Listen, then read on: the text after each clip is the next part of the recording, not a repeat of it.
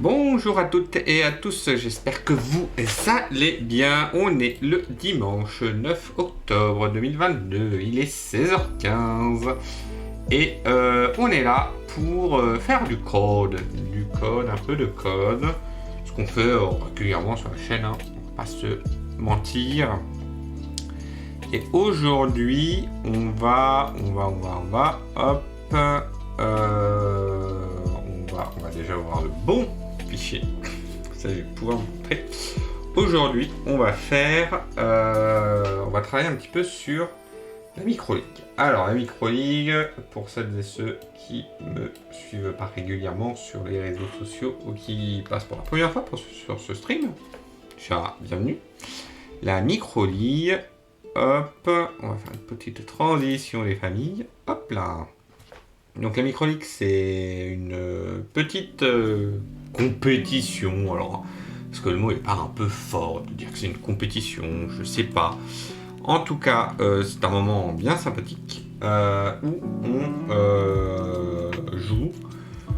Oh, plus souvent, on est à 4 à jouer et on fait des petites cartes sur GeoGuessr.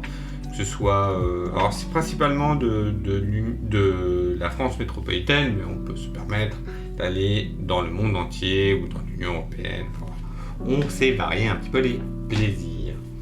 Et l'idée, ça a été de se dire, tiens, quitte à faire quelque chose,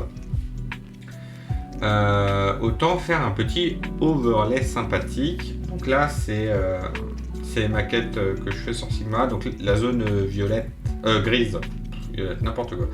La zone grise qui est là, c'est la zone où est affiché le navigateur, hein, puisque c'est là où est affiché le jeu. La zone rouge, c'est là où est affichée la caméra. Et en dessous, on a un classement.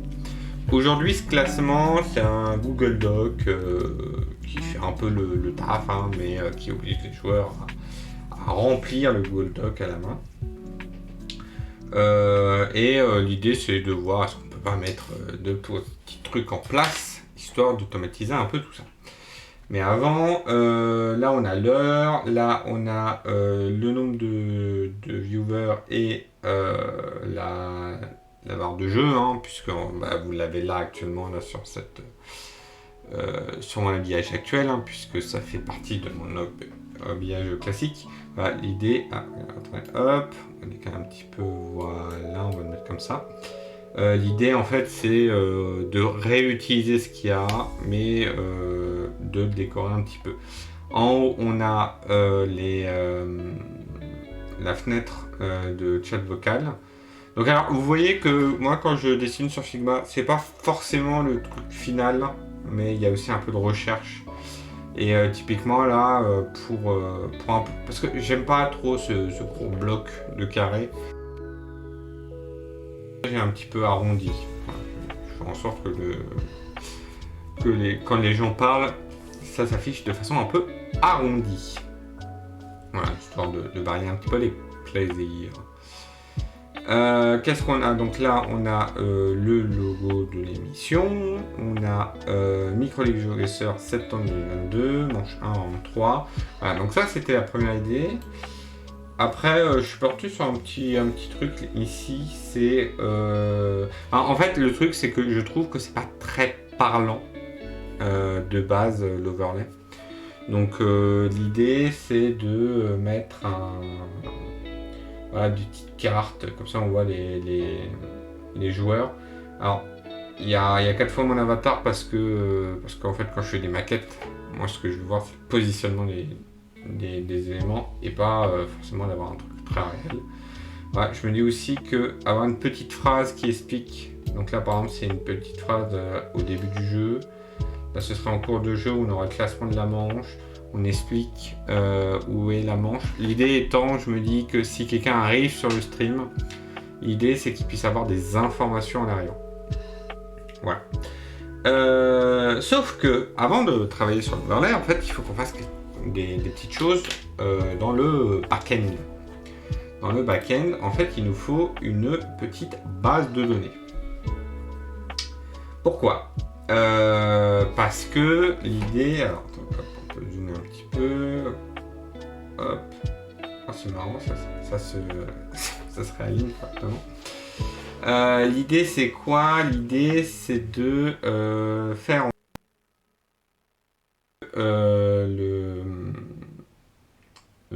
comment dire,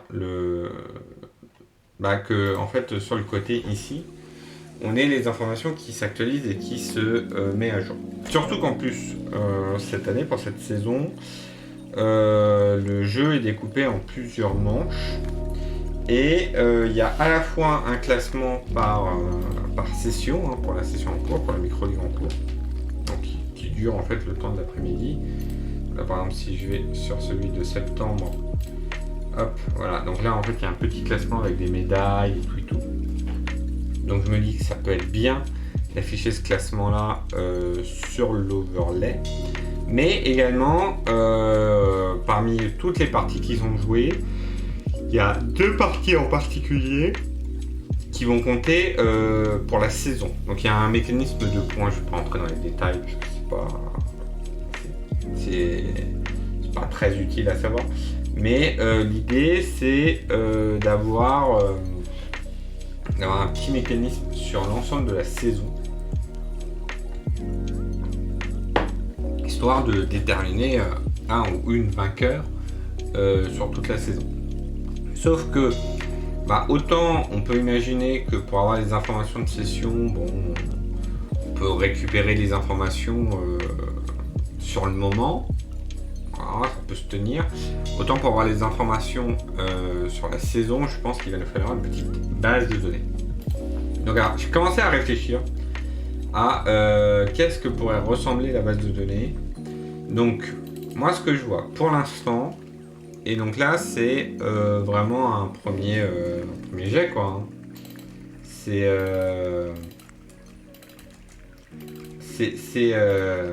ce que je me disais là comme ça, tac. Mais c'est pas forcément ce qui va rester. Ça peut être adapté par exemple.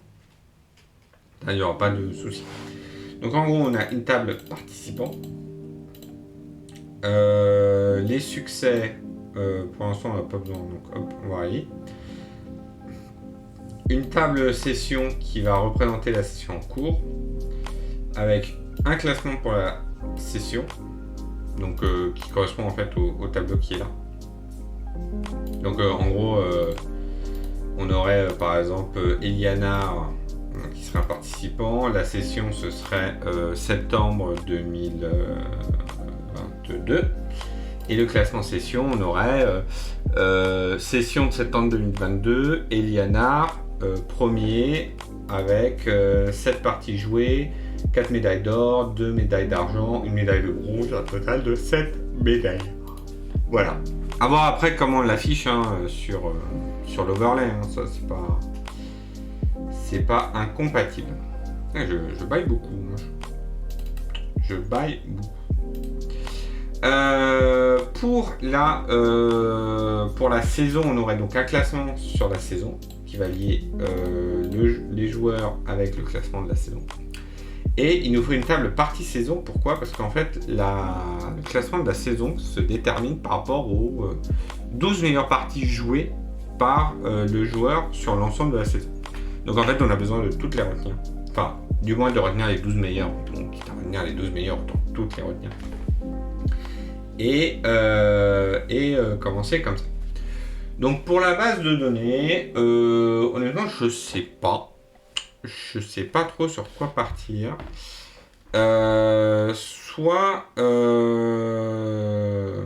J'hésite encore. En toute honnêteté, j'hésite encore. Soit je pars sur une base relationnelle. Alors, je regarde un petit peu mes notes. Donc soit je pars sur une base de réactionnaire. Une base réactionnaire. Pas content. Donc soit je pars sur une base relationnelle style, je pense, un SQLite, puisque ça permet en fait d'avoir une base de données qui est stockée sur seulement un tout petit fichier. Donc ça permet d'avoir des choses très très pratiques. soit partirait sur du NoSQL. Par exemple, du CouchDB. Alors je vais aller sur Wikipédia parce que généralement... Alors, oui, bon, là, c'est la période de campagne habituelle de Wikipédia. Hop. N'hésitez pas, hein, si vous utilisez Wikipédia et que vous voulez les soutenir, à leur donner un peu d'argent. C'est important, vu le travail qu'ils font. Ça aide à payer les serveurs, hein, principalement. Donc voilà, par exemple, un CouchDB. Mais même, c'est peut-être un peu gros, hein, le CouchDB. Hein. Alors le CouchDB, donc ça permet de stocker des trucs sous forme d'objets.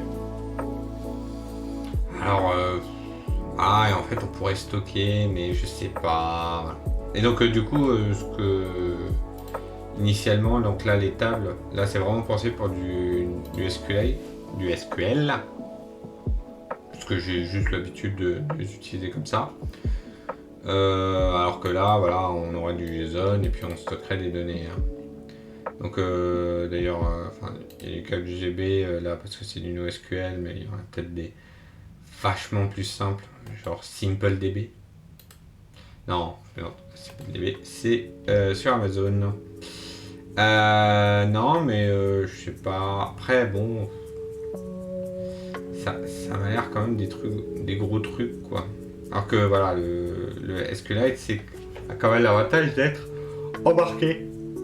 Enfin, de vraiment pouvoir tenir sur un fichier. Tiens, et si on cherchait... Voilà, imaginons, on se met en situation. On est en train de chercher quelle base de données on pourrait utiliser.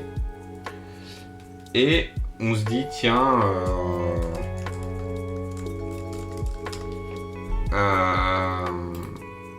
tiens, on cherche un truc pour savoir qu'est-ce qu'on va utiliser. Alors là, c'est Couchpage Lite. Ouais, non, ça m'intéresse pas trop.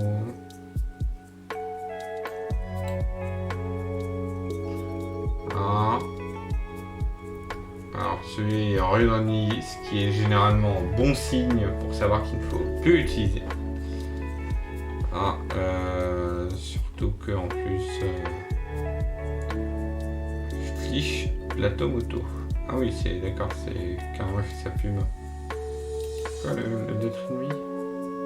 Ah oui, d'accord, en fait il a juste enlevé son site. Très bien. Non. PoloDB. Ouais.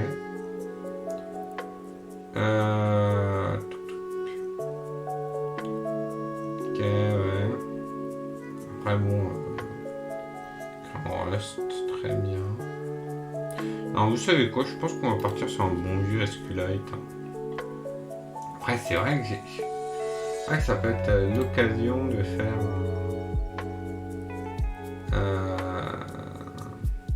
Ça va être l'occasion de faire du NoSQL. J'en fais pas des masses. Bon, j'en ai quasiment jamais fait. Si, j'en ai fait un petit peu. Alors après, en fait, le truc, moi, ce que j'aimerais aussi... Je réfléchis en même temps. Je réfléchis parce que rien n'est arrêté dans ma tête. Non, en fait, je pense que je vais partir sur du SQLite malgré tout. Pourquoi? Parce que le SQLite a l'énorme avantage de ne pas nécessiter d'avoir un serveur qui tourne. Puisque maintenant... par exemple, quand on est en TypeScript, on peut avoir le serveur SQLite. En fait, on peut demander directement au TypeScript d'écrire de lire et d'écrire directement, quoi. Donc, en vrai,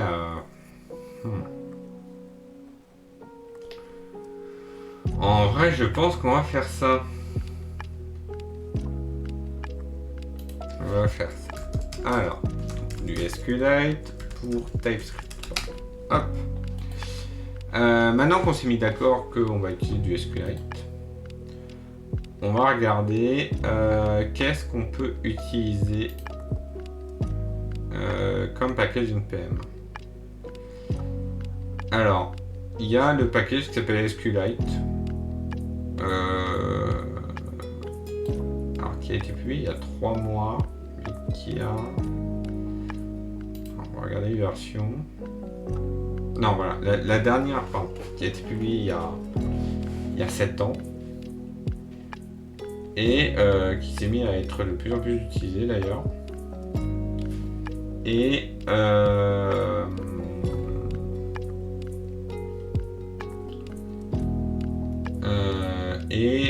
qui a été mise à jour il y a 3 mois. Bon, après, en même temps, s'il n'y a pas besoin de plus, pas besoin de plus.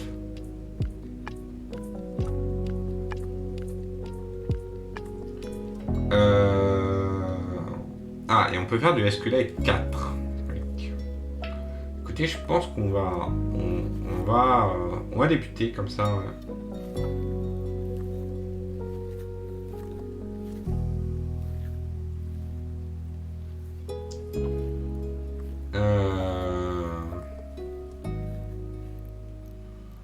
On va faire ça, oui. Alors,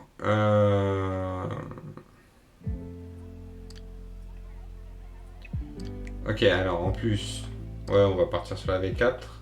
En plus, il y a des breaking change. Voilà. Donc, alors on va commencer par installer la base, installer le système.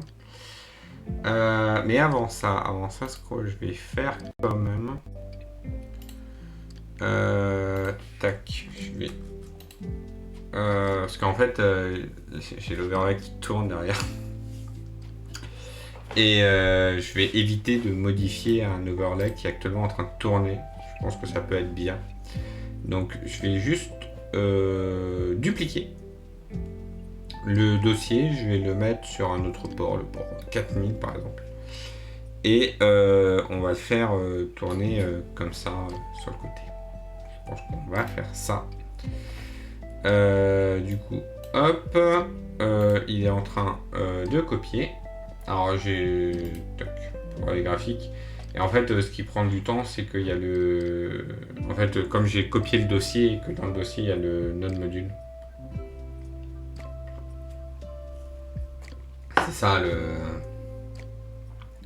le plus gros problème avec NPM, c'est le node module. Hein. Généralement, ça y va. Hein. Il y en a beaucoup. Beaucoup. Donc voilà. En attendant, on peut aller voir le changelog. Parce qu'on nous a dit qu'il y avait des breakchains entre la 2 et la 3.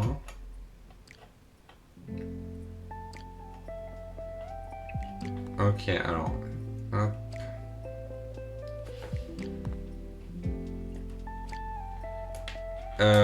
Donc on nous dit... Ok. Donc il n'y a pas de dependency.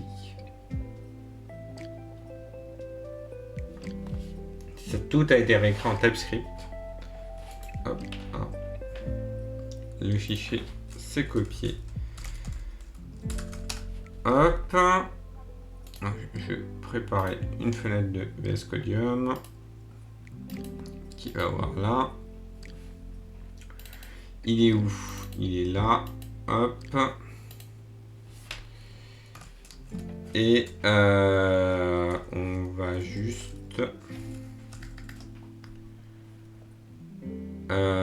il est où? Tac. Port.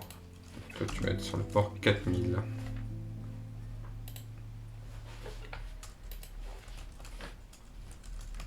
Hop.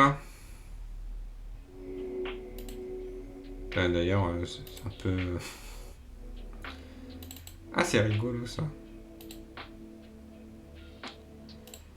Parce que j'ai mis une variable dans config. Je pense que je peux le réutiliser quoi.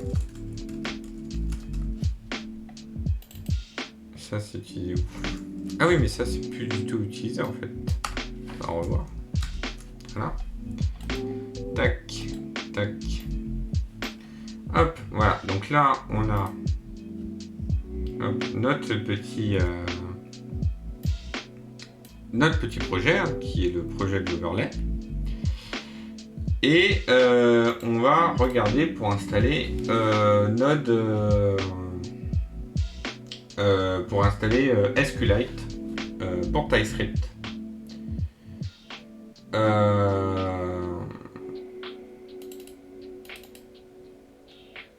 Ok, alors, donc on nous dit il faut installer.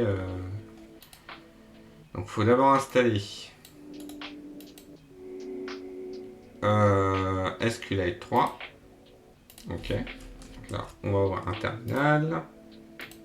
Tac.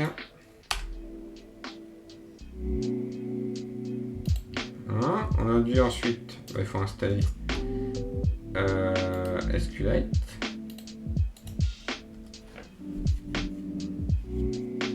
Tac, voilà.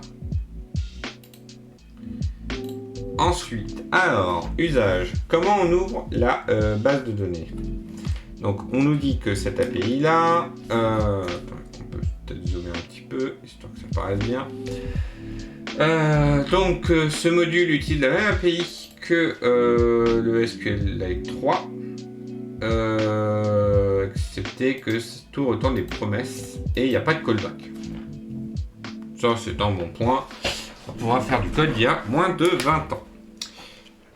Donc, ouvrons la base de données. Donc, on nous dit alors, je peux le faire sans le cache. Donc, où est-ce que je fais un open then ou je fais un async machin truc. Ou alors avec le cache, ce qui me permet d'activer le caching. Et on nous dit que on peut ouvrir le cache en mémoire. Ce que honnêtement je pense qu'on va faire. Donc alors, comment ça marche cet overlay? J'ai mis des trucs qui est les extensions, si je dis pas de bêtises. Overlay extension, voilà. On a déjà une extension qui s'appelle Microleague GeoGuessr. Donc là vous avez rien de machin, mais voilà. Là c'est là où il va créer le display. Parce que ça c'est sympa, mais on a l'équivalent côté serveur. Hop. Et lui ce qu'il va faire c'est que côté serveur, donc on peut regarder où est-ce qu'il est construit.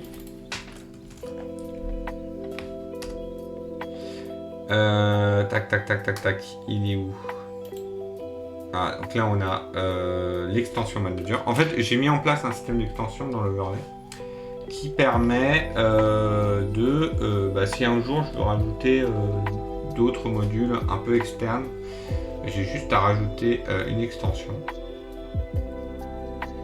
Et du coup, c'est lui qui va gérer le fait que quand on lui dit active la partie GeoGuessr, et tu vas l'activer en face, quoi. Voilà. En fait, on enregistre l'extension et puis il va créer une extension en fonction du GUI et il va initialiser cette extension. Et dans l'extension, en fait, on a le app, puisque on peut même créer des routes. L'idée étant, à la base, si... Voilà, et puis en fait, on a un get message ici. Et dès qu'on a un message, il va faire un ini qui va charger le plugin. Tout simplement. Tout simplement. Donc en gros là c'est quand dans mon interface de contrôle je coche la case GeoGuessr, il va passer par ce code là et en fait il va faire ses points de sortie alors qu'ils ne sont pas utilisés par l'overlay, mais l'idée étant de si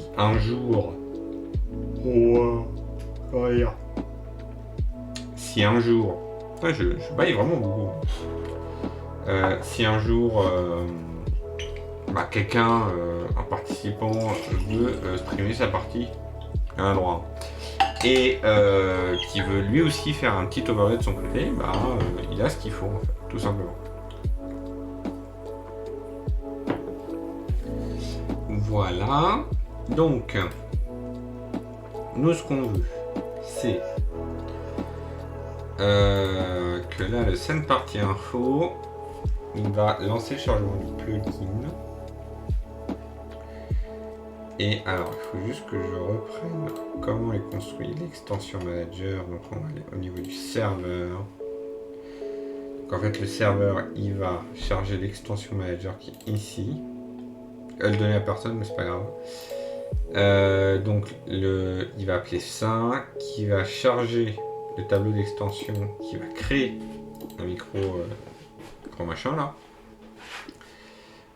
Microlux GeoGuessr. Et lui, il va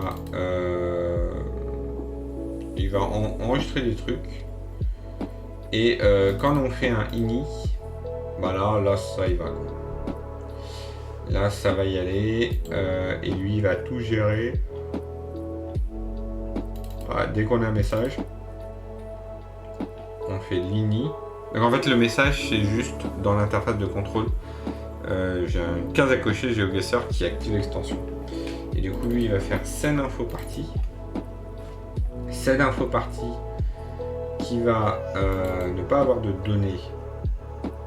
Donc, si c'est undefined, il va demander au GDoc, donne-moi la partie.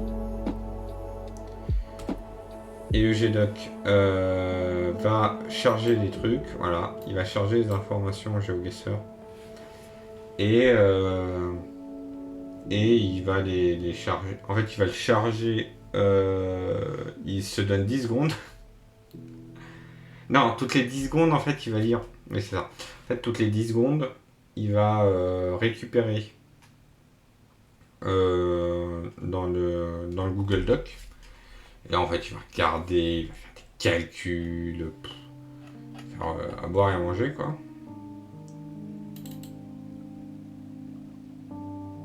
Ah oui.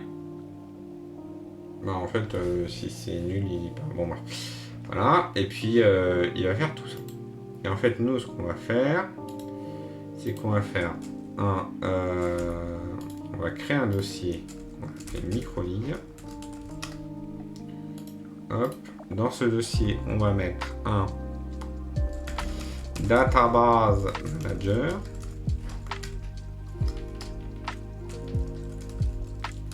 Export default class database manager. Voilà. Public construct. Tac. Et c'est là où lui va charger ce qu'il faut. Et en fait, ce qu'il va faire, on va faire un init connection. Hop. Donc ça va remonter. Plouf. En fait, on va faire un init. On va pas le mettre dans le constructeur tout simplement parce que on veut au début qu'il crée l'objet qui ne fasse rien. Alors après, on pourra se dire, oui, pourquoi créer l'objet alors qu'il ne va pas l'utiliser? Est-ce qu'il ne faudrait pas qu'il le crée au moment où il en a besoin? Ça se tient. Sachant que là, le init, ouais, ça se tient. Bon, pour l'instant, on va faire le init, et puis de toute façon, ça se bouge, en fait, hein, tout simplement. Après, on va faire un async. Tac. Tac. Voilà. Et lui, qu'est-ce qu'il va faire? Il va faire un await open. Donc, il va ouvrir la base de données qui se trouve à l'adresse tmp/database. Sauf que nous, on va le mettre là. On va le mettre dans data. Alors. Tac. Data.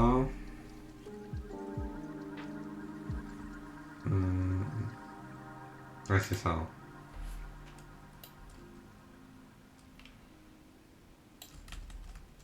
Parce que lui... Ah, attends, parce que lui part d'où? Celui fait dire name et il remonte de 1.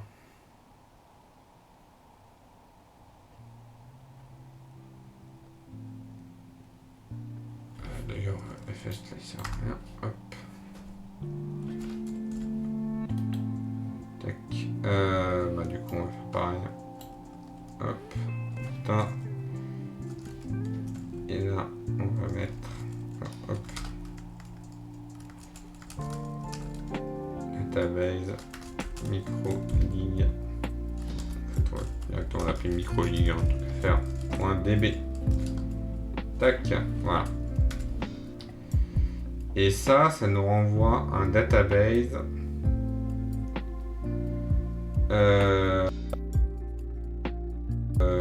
SQ3 Lite, SQ3 Font, voilà, Private. Voilà, il paraît dernier pour le moment. DB de machin ou undefined.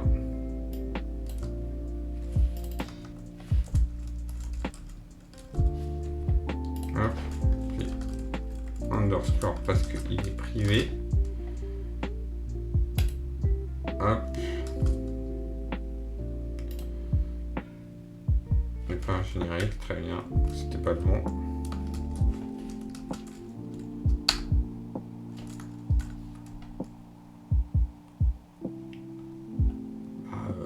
Je sais pas, hein.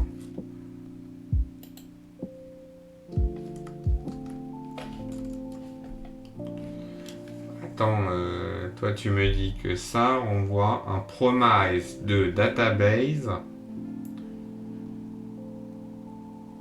On va dire que c'est un database de NI par exemple.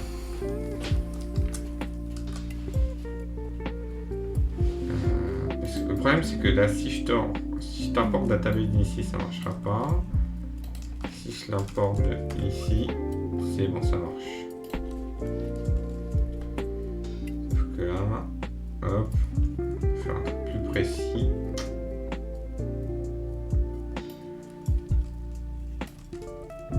Tac. Voilà. Donc là, on a ouvert la base de données. Ensuite, alors on peut activer le verbose. Probablement que ça va me faire lire. Probablement, on va le rajouter. Hop, voilà. Parce que là, on est en train de débug. Et donc, custom driver, on s'en fout. Ok, ça c'est open. Voilà. Ensuite, on va créer nos tables. Puisque il faut qu'on crée nos tables.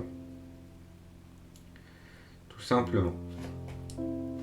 Donc, on va créer nos tables comme ça. Et puis après, on va faire des requêtes SQL qui va nous donner qui va nous permettre de créer les données, mettre à jour, tout ça.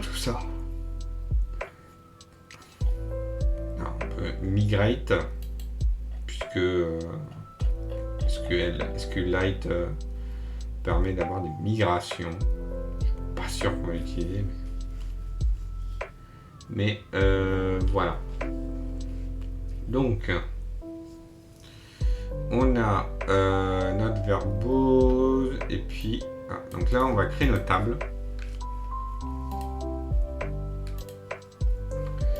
Hop, et là on va faire this create tables. On va le mettre ici. Create tables. Void d'ailleurs. Hop. Le sync. Le wait. Promise. Le void. Le résultat. Hop. This.db. Alors, if not this.db return, ça voilà, on est sûr que il est toujours instancié. Et donc, on va commencer par créer la première table. Tac. Donc c'est participant avec pseudo, numéro de joueur. Bon, on va mettre que le pseudo. ID et pseudo. Hop. Donc là, joueur qui va avoir ID de type number et pseudo de type texte. Voilà. Et là, on va faire let database, let db new database manager, hop, db.int connection. Voilà. Donc lui devrait nous créer une table. Startnev.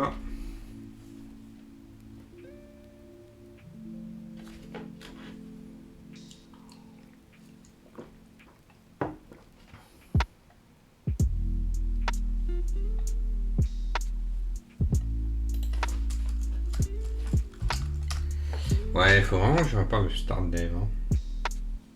En fait, start. Hein. J'ai jamais pris le temps parce qu'en vrai, c'est plus simple pour moi de le lancer et puis hop. Hein. Donc, je suis de lien. Donc là, j'ai mon overlay sur le port 4000. Donc il a récupéré les informations courantes. Voilà. On va aller sur son contrôle à lui. Hein, on coche GeoGuessr. Voilà. Et là, il a récupéré les trucs depuis le Google Doc. Et du coup là, il les affiche comme il peut. Après, c'est censé avoir un fond derrière, donc c'est pour ça qu'on voit pas grand chose. Sauf que maintenant, la question à se poser, c'est est-ce qu'il nous a créé un truc dans Data? La réponse c'est oui. Alors, on va arrêter, parce que sinon il va attendre toutes les 10 secondes pour avoir les infos. Et on va utiliser une petite extension SQLite. Hop. Voilà. Hop là. Et puis là. SQLite. Open Database. Data.microx. C'est parfait. Tac. Ici, on a une table joueur. Tac. Qui est vide. Mais au moins, il a créé la table. Donc ça déjà, c'est pas mal. Donc, alors, on va juste voir. SQLite ID auto-incrémente.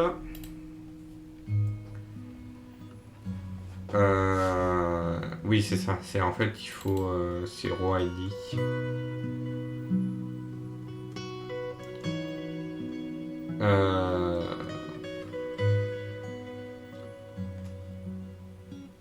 Ouais, donc là, en fait, il faut que je mette un integer.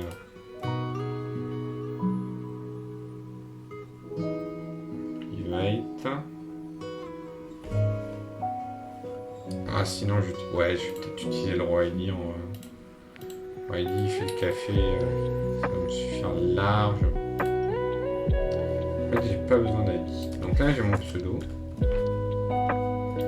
Et donc là, on va faire public sync get list participants. Et donc là, on a créé la table. Alors je vais le laisser pour l'instant. Hop, insert into joueur et on va mettre pseudo value et là je vais mettre Jonathan MM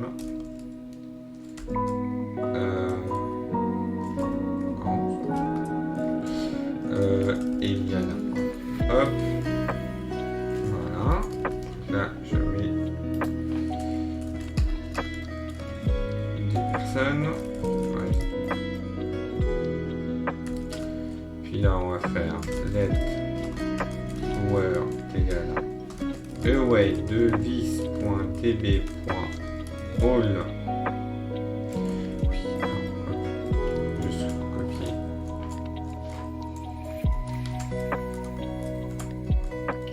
Comment déjà? Comme ça. Hop. Voilà. Select pseudo from joueur. On va faire console.log liste des participants console.log joueur. Hop là. Donc là il va. Donc là on va détruire la base de données. Hop. Donc là ce qui va se passer c'est que à la création il va créer la table joueur, il va insérer des machins, il va insérer des joueurs et ensuite on va les récupérer. Donc bon, normalement ça devrait quand même plutôt bien se passer. Et là on va faire juste un set timeout. Alors c'est cracra, mais on s'en fiche. DB, bon, pour un get list participant. Et on va attendre 5 secondes. Hop. Maximise de chance que ça passe. Donc là, ça compile.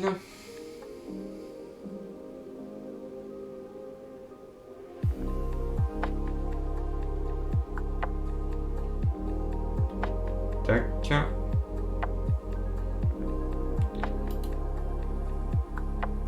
Ok. Si j'actualise. Ah, si j'actualise, ça ne marche pas. Ah oui, parce qu'il faut que je recoche la case.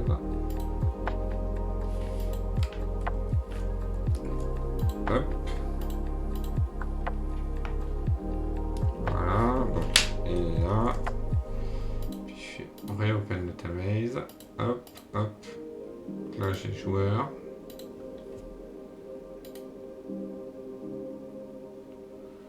CSV.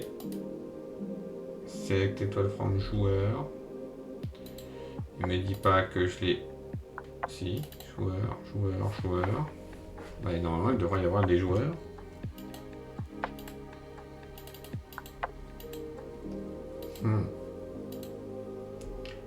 Ah.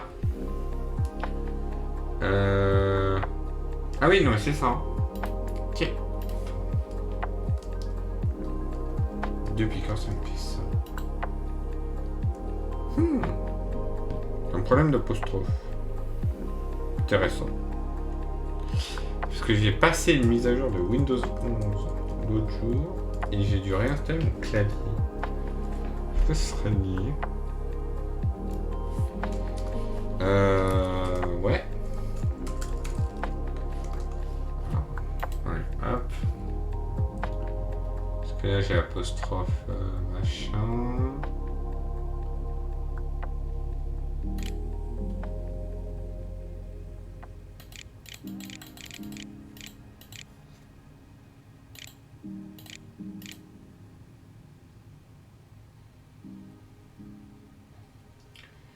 Donc là, t'es en train de me dire que maintenant, il faut que je fasse ça, c'est ça? Ouais. Alors, ça va pas tenir longtemps. Ça va pas tenir longtemps. Ok. Alors, là, on va relancer. Et en attendant, j'ai envie de regarder un truc dans la doc. C'est sur le Open.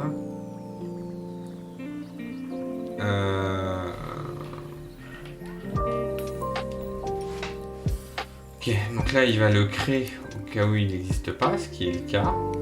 Et moi j'aimerais savoir si c'est vide ou pas. Je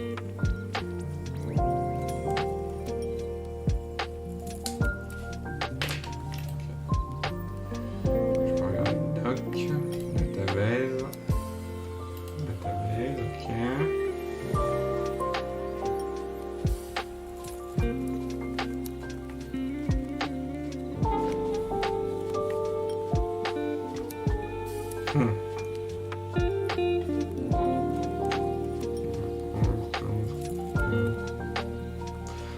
après, juste lancer le système et regarder si il marche toujours. Ah, ça crache. Hop.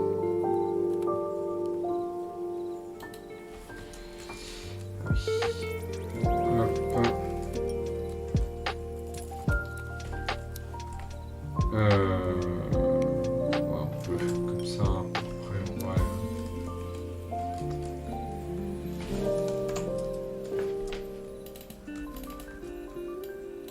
Tac. Et tac sur la ligne. C'est plus propre, puisque de toute façon, normalement, les utilisateurs, on va les créer un par un. Donc là, on a créé notre table, inséré. Et normalement, là, ça va marcher.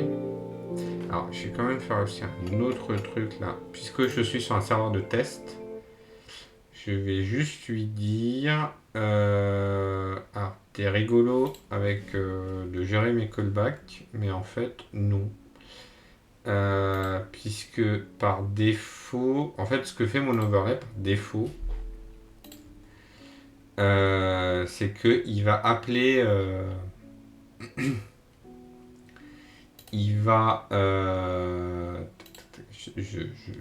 parle et j'essaie de faire des trucs en même temps. Data provider, ça va être ça. En gros, il va appeler les API de Twitch. Et s'il voit qu'il y a des callbacks déjà enregistrés avant, en fait, il va les tuer en disant bah non, enfin, vous avez rien à faire là, enfin, vous êtes gentil, mais au revoir, quoi. Alors, ce qui est bien, hein, ce qui est bien, on dit pas le contraire, sauf que bah c'est pas top, quoi. Alors là, j'ai callback dispatcher. Ouais, ça c'est ça. Et en fait là, voilà, il récupère toutes les callbacks. Et lui, il est appelé par qui en fait? Event Pub Manager, c'est lui. En fait, lui, hop, la connexion. C'est un peu verbeux parce qu'il y a des interfaces, mais en fait, ces interfaces pourraient sauter. Et en fait, là, lui, il va clean les existing subscriptions. Alors, déjà, ça, on va enlever. Parce qu'on est sur un overlay dev. Et ensuite, on appelle subscribe. Et en fait, on va juste faire un return dès le début. Et comme ça, on subscribe à rien du tout. Comme ça, au moins, pas de soucis. Voilà. Alors, maintenant qu'on a fait ça, je vais juste recharger le vrai overlay. Hop. Et je vais refresh l'overlay. Ce qui me permettra de continuer à avoir des notifications sur le stream. Hop, voilà. Et puis l'overlay, il est où? Il est là, voilà. C'est mis à jour. Et le fond il est mis à jour aussi. Voilà. Comme ça, là, on est propre. Du coup, donc là, je retourne avec mon petit panneau de contrôle. Tac. 5. Voilà. Et là, il a récupéré la liste des participants. Donc, il y a Jonathan MM et il y a Eliana. Donc, ça, c'est parfait. Alors ensuite, vu qu'on est toujours sur un truc de dev, on va désactiver la gestion du GDoc. Parce que c'est rigolo aussi, mais c'est un peu embêtant. Tac, voilà. Et en fait, c'est ça. Ça. Puis en fait, il fera rien du tout, quoi. Il ne fera rien du tout. Voilà. Donc ça, on a une connexion à la base de données fonctionnelle et on peut insérer des données dedans. Donc, du coup, on va insérer des données et on va les récupérer pour pouvoir les afficher. Voire même, en fait, on va pas encore les afficher là. On va... Tac. En fait, on a la liste des participants. Et du coup, comme on a la liste des participants... Voilà, en fait... Alors, comment c'était géré avant? Voilà, c'est ça en fait le truc. C'est que... On arrivait là, on activait l'option. Et ce truc-là... allait lancer le chargement du plugin, donc c'est de partie info. Lui qui allait faire le get data party. Voilà. Ce qui allait donner une partie, mais la partie était nulle. Donc du coup, il n'envoyait rien comme données au début. Et sinon, il appelait le party exporteur, puisque lui, en fait, il prend une partie et il va le transformer dans le format compris par l'overlay. Parce qu'en fait, il y a deux classes. En fait, il y a la partie côté back et le party exporteur qui lui va comprendre des machins, des bidules, des chouettes, trier classement, enfin ce genre de petites plaisanteries. Et donc du coup dans getParty en fait ce qu'il faisait c'est qu'il faisait un load data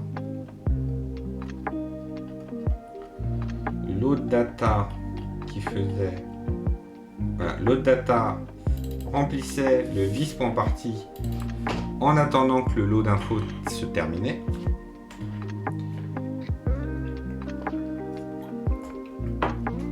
et du coup il le faisait toutes les 10 secondes. Donc en fait, toutes les 10 secondes, il a demandé à GeoGuessr, donne-moi les... à Google Doc, pardon, donne-moi les informations. Et derrière, et je crois que ça c'était fait côté overlay, extension, tac, ce qui était fait, voilà, on faisait... Alors, quand est-ce qu'on faisait l'update machin? Tac, voilà. En fait, on lui disait toutes les 10 secondes, tu vas faire un update display. Et l'update display, ce qu'il faisait lui, c'est que il prenait le vis.party et lui, il le prenait quand il recevait un message. Alors voilà pourquoi il faut bien documenter son code, parce que souvent ça devient du rétro-engineering tout simplement. Et alors, attends, parce que là du coup il me manque une info, parce que lui getParty t'appelait là. Parce que là, register boot, oui, ça c'est quand on voulait les infos. Sinon il y avait send partie info qui était là.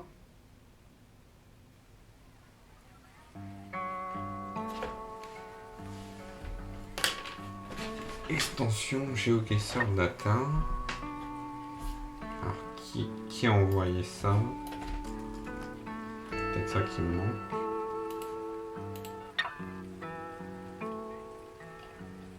Ah c'est ça. Oui voilà. Ok. Non, il était là. Ok. Donc lui, toutes les 10 secondes, allez demander à Google Doc, donne-moi les infos. Donc lui, il parsait toutes les données qu'il voyait. Voilà. Et à la fin, il envoyait un petit événement en disant « Hey, regarde, j'ai des informations de partie ». Et quand il avait ces informations de partie là, il allait, en fait ça, c'était réceptionné ici, qui renvoyait les données qu'il venait de recevoir. Donc, il faisait un set partie info data. Comme il y avait les data, il les prenait, ça faisait la partie, c'était envoyé. Donc toutes les 10 secondes en fait, on lançait le refresh de Google Doc. et du coup ça envoyait des données devant. Et du coup devant ça recevait une partie exporteur qui suit un certain format, hein, et du coup il allait dérouiller comme ça. Une partie. Donc une partie, ce qu'on appelle une session. C'est-à-dire que il y avait une manche, c'est-à-dire le numéro de tout simplement de la manche auquel on était, et le round. Alors, en fait, une manche correspond à une partie classique, si vous voulez, dans GeoGuessr. Et le round correspond au round. Bon, après, le vocabulaire est un peu pourri, on va pas se le cacher. Donc, maintenant, ce qu'on peut réfléchir, c'est à quoi doit ressembler ce parti. Puisque, hop, on l'a défini là. En fait, quand on a une session, et en fait, on doit envoyer toutes les informations nécessaires au front pour qu'il puisse faire son affichage. Ça, c'est la théorie. Donc, de quoi on a besoin? Et c'est ça, en fait, la vraie question à se poser. Donc, on va regarder nos maquettes. Donc, on a besoin d'un élément qui référence la liste des joueurs et qui va en fait mettre en forme la liste des joueurs qui sont là. Ça, c'est une chose. On a aussi besoin de savoir où est-ce qu'on en est. Est-ce qu'on est en manche de chauffe? Est-ce qu'on en est dans des parties qui comptent? Est-ce qu'on en est dans le bullseye? Le truc. Voilà, il faut savoir où est-ce qu'on en est. Et les différents classements qui vont être affichés sur le côté. Donc, c'est ça qui va être le plus dur à représenter. Voilà. Et sachant que voilà, on a des parties, on a des joueurs, on a une manche. Voilà, oui. Oui, parce que alors après voilà. Là le truc c'est que on va changer pas mal la façon dont sont stockées les infos. Donc on a besoin de revoir tout. Oh, j'ai écrit des tests unitaires du parti exporteur. Waouh, incroyable.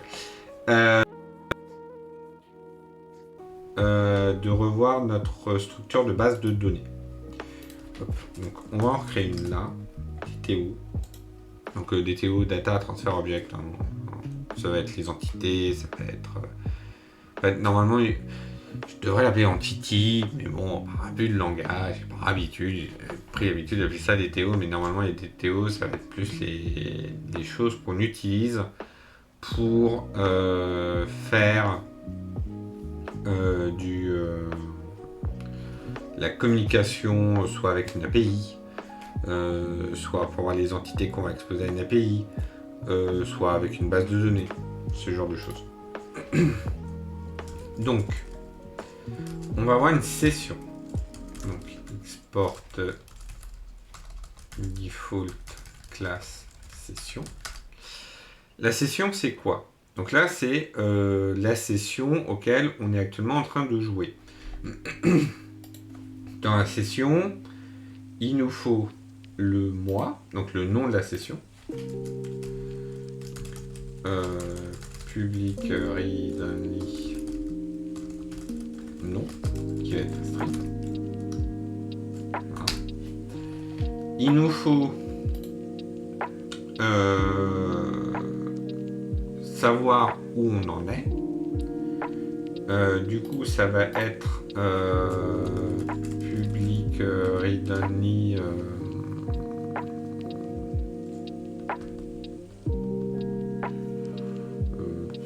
pas moi, avancement, qui va avoir une manche définition. Alors, une manche définition, on l'écrit de suite. Manche définition. Export default class manche définition. Non, en fait, export énumère. Manche définition, en fait, ça va être une énumère. Donc, manche de chouf. Manche qui compte.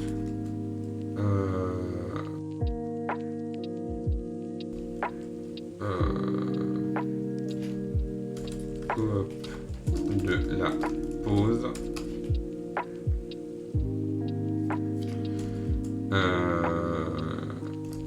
Libre antenne. Voilà. Ah, donc là, ça va être un de ces valeurs-là. Parce que ça correspond en fait au déroulement des choses. Sachant qu'il y a manche qui compte 1 ou 2, mais pour l'instant, on va faire ça. Ensuite, on aura un public read only qui va être les participants. Lui qui va être un array de participants. Comment? Donc, hop. Participants. D'ailleurs, j'ai pas suivi de maintenant, je l'ai, c'est pas grave.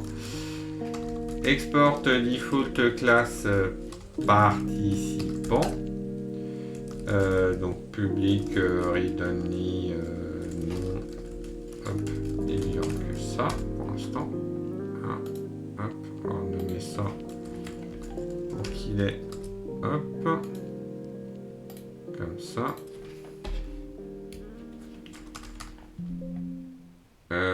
Toujours mettre à jour, oui, s'il te plaît, s'il te plaît. Voilà. Donc là, on a des participants. On aura besoin du read only classement session. Non, plus le classement en fait. Et lui, ça va être un array de position. Session. Session.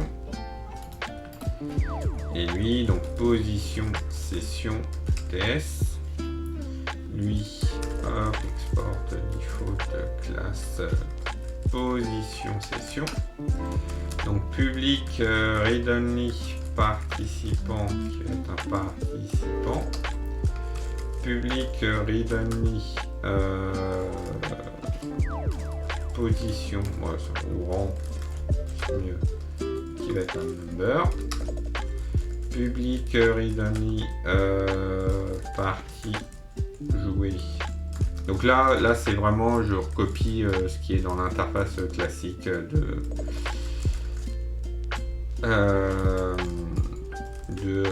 GeoGuessr, tout simplement. Voilà. Argent, bronze et total. Voilà. Hop, donc toi, on te l'importe ici. Et donc là, on a une session. Et on n'a pas besoin de plus. Alors, on sait où on en est dans la session et on connaît le classement actuel de la session. Pour un temps, c'est pas mal. Ensuite,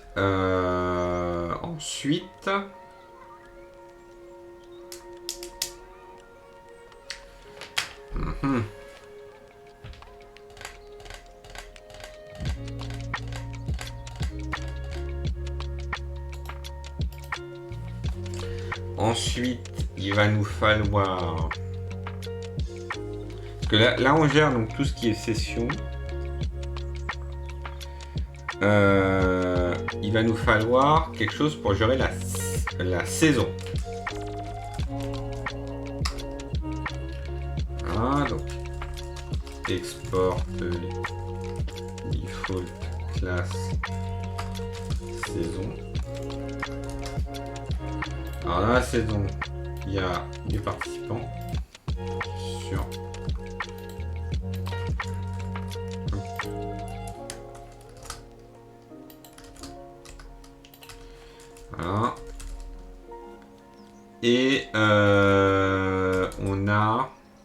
les participants.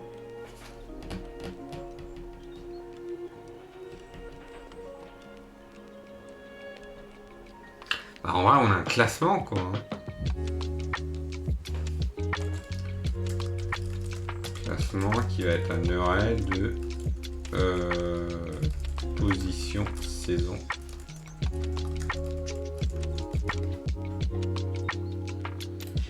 Là, hop, position saison. Là, on peut s'inspirer de celui-là. Hein. Tac, au moins le début, il sera identique.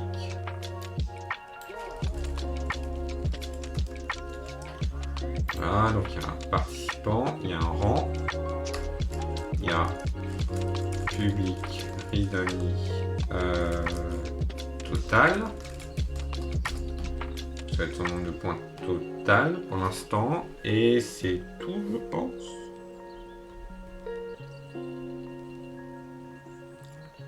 Pour l'instant, je pense que ce sera tout. C'est pas impossible qu'il y ait un écran où on va juste afficher la carte avec la liste des 12 meilleures parties du participant, mais pour l'instant, on n'a pas besoin. Voilà. Donc ça, c'est bon. Là, de quoi on représente et la session et la saison.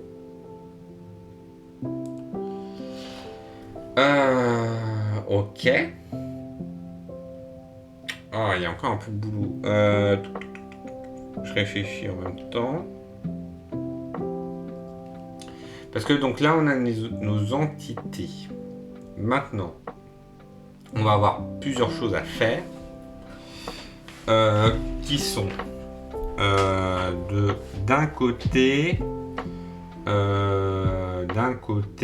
faire en sorte que la base de données remplisse créer des instances de ces machins-là, ces bousins-là.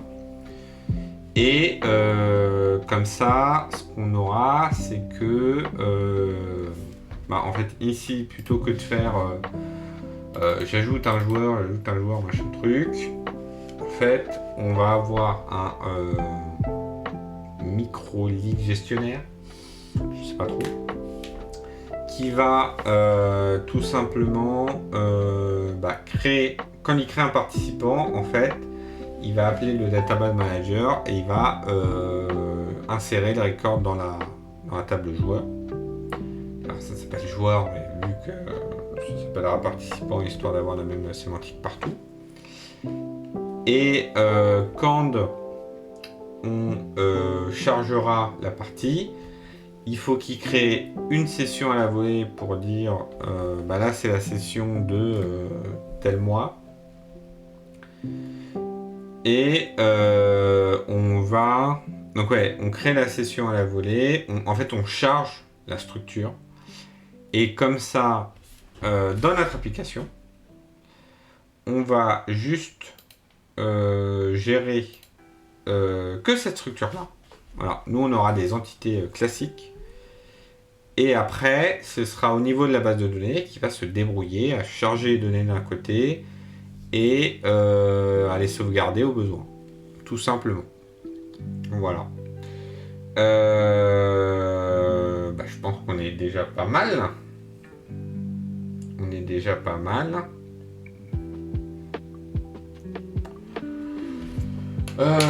Là on a la structure, donc je trouve que c'est pas mal.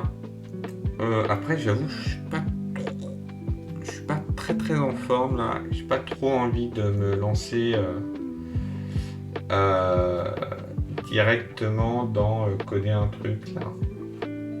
Je pense que ça va faire un bon point d'arrêt. Je pense qu'on va s'arrêter ici. Alors, je fais un bon petit stream. En tout cas, merci à vous d'être passé. J'espère que ce stream vous a plu. N'hésitez pas à follow la chaîne si vous voulez être notifié des prochains lives ou la chaîne des replays si vous voulez voir les lives précédents. C'est sur YouTube. Et quant à moi, je vous dis au week-end prochain. Voilà, tout simplement. Allez, bonne fin de journée. Ciao.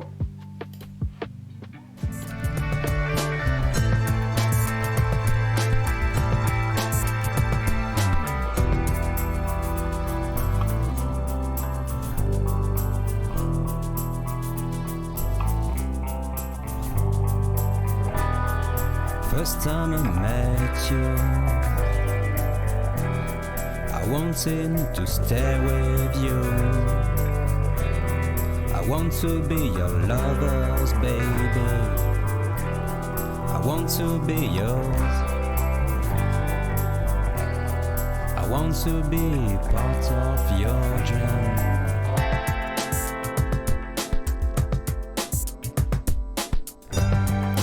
You're the one I'm waiting for.